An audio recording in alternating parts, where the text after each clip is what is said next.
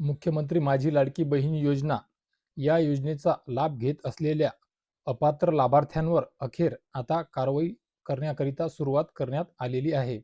तर भगिनींनो, 2024 जूनमध्येच मोठ्या गाजावाजा करत आणि सर्वच महिलांकरिता, भगिनींकरिता, लाडक्या भगिनींकरिता त्यांच्या आर्थिक सक्षमीकरणाकरिता त्यांना उपयोग व्हावा, घर खर्चामध्ये मदत व्हावी आणि अशा वेगवेगळ्या या योजनेचा फायदा पुढे करून, या योजनेचा फायदा सांगून ज्या आर्थिकदृष्ट्या कमकुवत आहेत अशा महाराष्ट्र राज्यातील सर्वच लाडक्या पात्र भगिनींकरिता ही योजना चालू करण्यात आलेली होती, ज्यामध्ये ₹1500 महिना हे अनुदान ठरवण्यात आलेलं होतं आणि त्याप्रमाणे आता ते सुरू सुद्धा आहे. सुरळीत तर आहे, परंतु कुठे ना कुठे ते मागे पुढे होताना दिसत आहे. आणि जेव्हापासून या योजनेमध्ये अपात्र लाभार्थ्यांनी लाभ घेतला, चुकीच्या लाभार्थ्यांनी, याचा बोगस लाभार्थ्यांनी लाभ घेतल्याचं जाणवलं, त्यानंतर केवायसीच्या प्रक्रिया सुरू झाल्या. अपात्र लाभार्थ्यांनी तो लाभ सोडावा याकरिता आवाहनं सुद्धा करण्यात आली, परंतु आवाहन केल्याच्या नंतर सुद्धा स्वतः कोणी सरेंडर केलं असं काही जास्त जाणवलेलं नाही. त्यानंतर केवायसीची प्रक्रिया सुरू करण्यात आली. केवायसी सुद्धा काही दिवस सुरळीत चालली, काही दिवस नाही चालली. परत वेळ वाढवून देण्यात आली. परंतु आता सद्य परिस्थितीमध्ये पाहावयास गेले तर अजून सुद्धा लाखो बहिणी या केवायसी करण्यापासून वंचित राहिलेल्या आहेत. तर ज्या काही बहिणींनी केवायसी केलेली आहे, त्या लाडक्या बहिणींना केवायसी करत असताना चुकीच्या गोष्टींना, चुकीच्या प्रश्नांना सुद्धा सामोरे जावं लागलेलं आहे. आणि त्यामुळे सुद्धा बऱ्याचशा लाडक्या बहिणींमध्ये नाराजी आहे, रोष आहे. त्या त्यांच्या लाभापासून, अनुदानापासून वंचित राहताना सध्या तरी दिसत आहे. मागच्या महिन्यामध्ये तर खूप मोठ्या प्रमाणामध्ये, खूप मोठ्या लाडक्या बहिणींचं अनुदान त्यांना त्यांच्या खात्यावर जमा झालेलं नाहीये, ज्यांची सर्व कारणे अजून समोर आलेली नाहीये. तर आता हा व्हिडिओ याकरिता आहे, की जी कारवाईची जी अपडेट आहे अपात्र लाभार्थ्यावर, त्याची खऱ्या अर्थाने एकाच ठिकाणी कुठे शासकीय कर्मचारी किंवा शासकीय नोकरीतील लाभार्थीच त्याचा लाभ घेत आहे किंवा अमुक जिल्ह्यामध्येच आहे असं नाहीये. तर जवळपास वेगवेगळ्या राज्यामध्ये, सॉरी, आपल्या या राज्यातील वेगवेगळ्या विभागांमध्ये 1500 ते 1550 शासकीय कर्मचाऱ्यांनी या योजनेचा लाभ घेतल्याचं उघड झालेलं आहे. तर या सर्वच कर्मचाऱ्यांकडून साधारण 14.5 कोटी रुपये वसूल करण्याची प्रक्रिया राज्यस्तरावर सुरू सुद्धा आहे. आता मुळात ही जी बातमी, म्हणजे ही जी पहिली कारवाई करण्याचं जे धाडस दाखवलेलं आहे, तर ते बुलढाणा जिल्ह्यामधून आहे. ज्यामध्ये बुलढाणा जिल्ह्यातील आरोग्य विभागातील एक सेवक आणि सामान्य प्रशासन विभागामधला एक सफाई कामगाराचा समावेश असल्याची माहिती समोर येत आहे.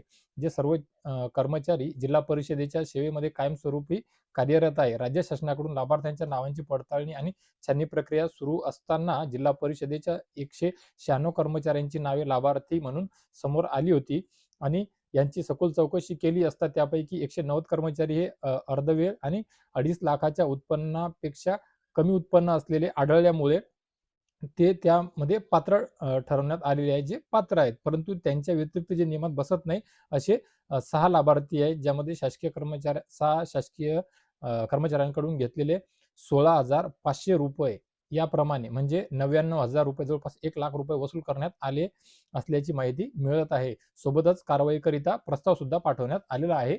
आणि इतर यांच्या व्यतिरिक्त सुद्धा वेगवेगळ्या विभागामध्ये, वेगवेगळ्या जिल्ह्यामध्ये, वेगवेगळ्या ठिकाणी जे 1,000-1,500 लाभार्थी चुकीचे दर्शनास आलेले आहेत, त्यांच्यावर सुद्धा कारवाई आणि त्यांच्याकडून सुद्धा ही वसुली करण्यात येणार असल्याचं बोलल्या जात आहे.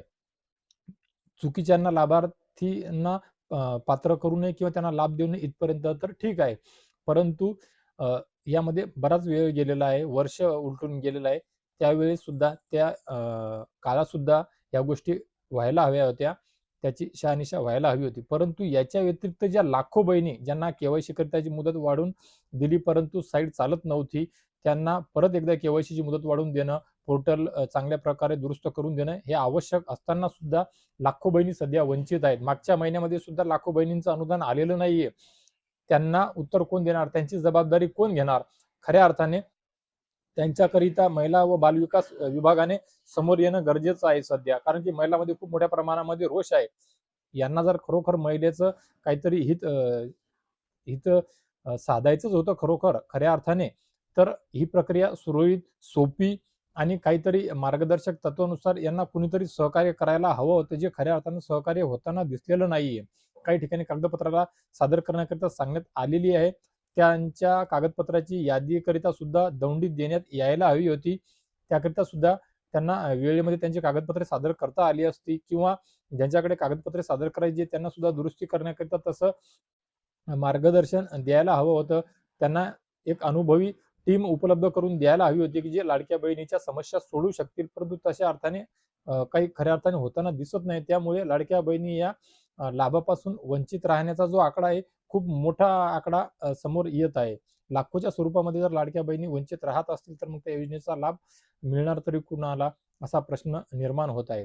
आता लाडक्या बहिणीकडून हेच आवाहन करण्यात येत आहे, हीच मागणी करण्यात येत आहे, की त्यांना केवायसी करिताचं जे पोर्टल आहे ते दुरुस्त करून केवायसी कशी करायची याकरिता सुद्धा मार्गदर्शन करण्यात यावं, आणि केवायसीची मुदत वाढवून देण्यात यावी, आणि सर्व प्रकारे केवायसी होऊन या अगोदरचे जे त्यांचं राहिलेलं अनुदान आहे ते अनुदान सुद्धा त्यांना मिळायला हवं.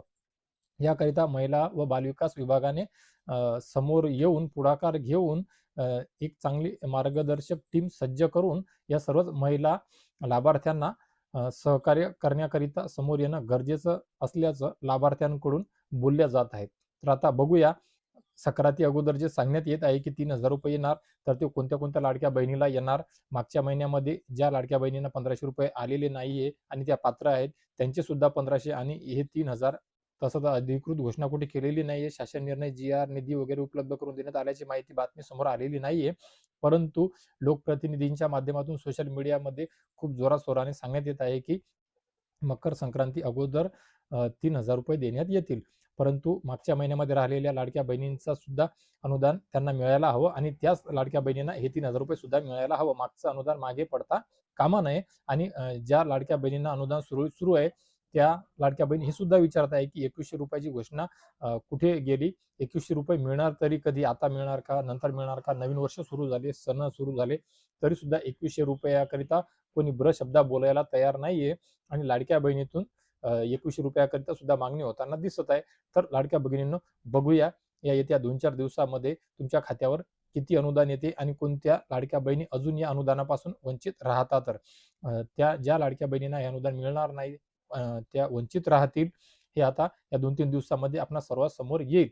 तर आपल्या सर्व लाडक्या बहिणींना माझी सुद्धा कळकळीची विनंती आहे, नम्र आवाहन आहे की या 2-4 दिवसाच्या कालावधीमध्ये जेव्हा तुम्हाला अनुदान येईल, तर तुम्हाला किती अनुदान आलं, कोणत्या लाडक्या बहिणीला अनुदान आलं नाही, हे या व्हिडिओच्या खाली कमेंट बॉक्समध्ये नक्कीच कळवा. जेणेकरून कोणत्या कोणत्या जिल्ह्यामध्ये किती लाडक्या बहिणींचा टक्का, किती प्रमाणामध्ये लाडक्या बहिणींना हे अनुदान मिळालेलं नाहीये, किती लाडक्या बहिणी वंचित राहत आहे, त्यांना काय करता येईल आणि काय करता येणार नाही, याकरिता महिला बालविकास कल्याण कुठलं पाऊल उचलत आहे, या संदर्भात आपल्याला इथून पुढे परत एकदा चर्चा करण्याकरिता तुमच्या कमेंटच्या माध्यमातून, तुमच्या प्रश्नोत्तरांच्या माध्यमातून मदत व्हायला नक्कीच काहीतरी मदत तर होईलच, परंतु काही ना काही त्याच्यावर तोडगा सुद्धा काढण्याकरिता आपल्याला मदत होईल, असं एक आपण आवाहन करत आहोत सर्व लाडक्या बहिणींना, की या 2-4 दिवसामध्ये आल्याच्या नंतर तुमच्या अनुदानाकरिताच्या ज्या रक्कम आहेत, नक्कीच या कमेंट बॉक्समध्ये तुमच्या प्रतिक्रियेच्या माध्यमातून नोंदवण्याचा प्रयत्न करा. तर लाडक्या बहिणींनो, या व्हिडिओच्या माध्यमातून तुर्तास एवढेच. या व्यतिरिक्त या योजनेसंदर्भात किंवा इतर योजनेसंदर्भात तुम्हाला काही माहिती हवी असेल, काही प्रश्न उत्तर असतील, तर नक्कीच कमेंट बॉक्समध्ये विचारू शकता. मी नेहमीप्रमाणे तुमच्या प्रश्नांची उत्तर देण्याचा प्रयत्न करेन लाडक्या बहिणींनो. तर लाडक्या भगिनींनो, भेटूया लवकरच येत्या 2 दिवसामध्ये आमच्या एका नवीन अपडेट सोबत, नवीन माहिती सोबत, तुमच्याकरिताच्या एका नवीन गोड बातमी सोबत. तोपर्यंत धन्यवाद.